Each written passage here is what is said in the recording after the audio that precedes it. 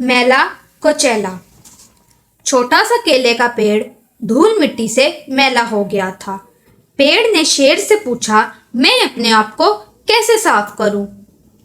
शेर घुराया, अपने आप को जुबान से चाट लो। मेरी तो जुबान ही नहीं है। पेड़ ने हाथी से पूछा, मैं अपने आप को कैसे साफ करूं?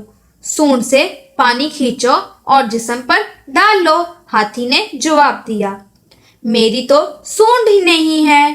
पेड़ ने मगरमच्छ से पूछा, मैं अपने आप को कैसे साफ करूं? मगरमच्छ ने कहा, पानी में डुबकी लगाओ और साफ हो जाओ। मैं पानी तक कैसे जाऊं?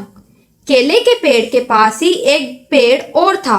वो कहने लगा, पेड़ ना तो अपने आप को चाटते हैं, ना सूंड से नहाते हैं, ना पानी में डुबकी लगाते हैं। ये तो बस ठंडी ठंडी बारिश में नहाते हैं और साफ हो जाते हैं। चैनल को सब्सक्राइब करें और बेल आइकन